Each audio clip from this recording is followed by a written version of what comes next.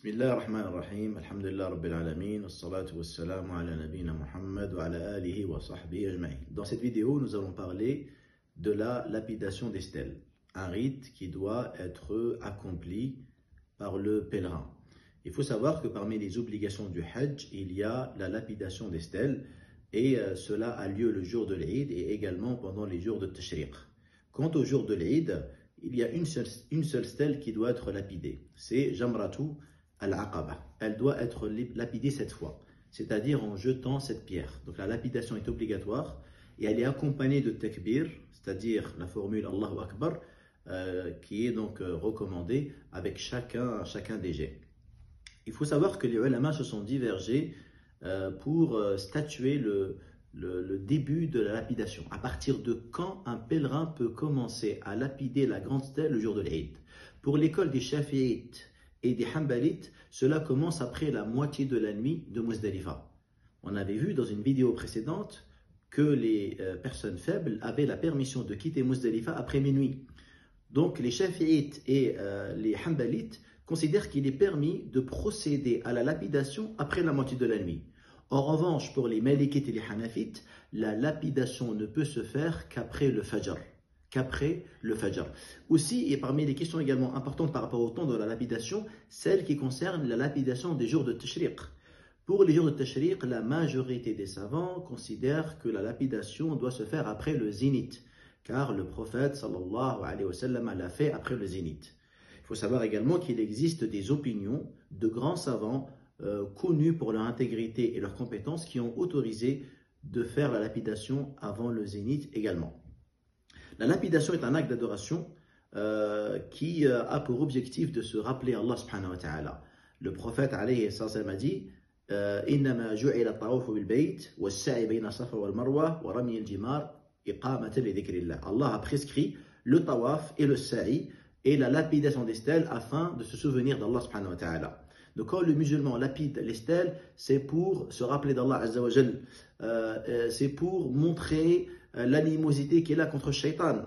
Il y a beaucoup d'erreurs malheureusement qui sont répandues chez les gens concernant ce rite. Certains pensent que le diable il est positionné dans ces stèles-là et donc tu les vois dire des paroles grossières quand ils se retrouvent devant les stèles, de jeter des grosses pierres en mettant en danger la santé et la vie des pèlerins, alors que la sunna c'est de choisir des petites pierres qui font la taille d'une fève. Et tout ceci est dû à l'ignorance. Il faut savoir que la lapidation des stèles doit nous faire rappeler le comportement de Ibrahim alayhi salam. Quand il voulait exécuter l'ordre qu'Allah subhanahu wa ta'ala lui a fait, qui consistait à sacrifier son enfant, Ibrahim il est passé exactement par ces lieux. Et Shaitan il s'est manifesté là où il y a la petite stèle. Ibrahim il s'est mis à le lapider. Puis il a avancé un peu, Shaitan il s'est montré là où il y a la moyenne stèle. Ibrahim il l'a encore lapidé. Et puis il s'est montré là où il y a la grande stèle et Ibrahim alayhi salam là aussi lapidé. Et nous répétons cette action-là en se rappelant l'acte de Ibrahim et en se rappelant que Iblis, que Satan est un ennemi pour nous et qu'on doit lutter contre lui, on doit l'enrager et le contrarier. La lapidation des stèles est un acte d'adoration qui t'apporte également beaucoup de récompenses. Il faut savoir que dans un hadith rapporté par Tabarani, le prophète sallallahu alayhi wa sallam dit pour chaque pierre qui est lancée, un grand péché est pardonné. Chaque pierre qui est lancée, un grand péché qui est pardonné.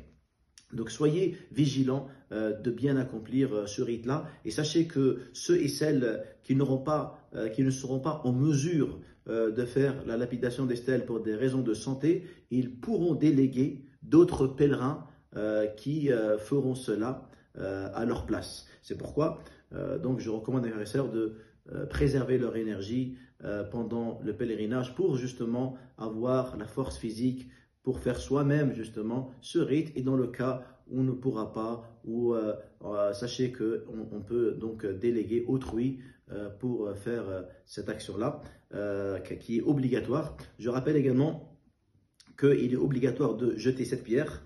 S'il manque une pierre, si la personne jette 6 au lieu de 7, il devra faire une sadaqa. Pour l'école Shafi'ite et l'école Hanbalite, si la personne il manque une pierre, il devra donner à manger à un pauvre l'équivalent d'un moud. Un moud, c'est les 2 mains jointes.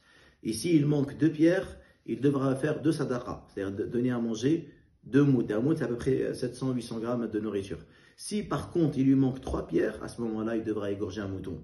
Il devra égorger un mouton pour rattraper son erreur. C'est pourquoi il faut bien s'assurer qu'on a 7 pierres dans la main pour donc avoir le nombre total, qu'Allah subhanahu wa ta'ala vous assiste, vous facilite et vous accorde la réussite. Walhamdulillahi rabbil alamin.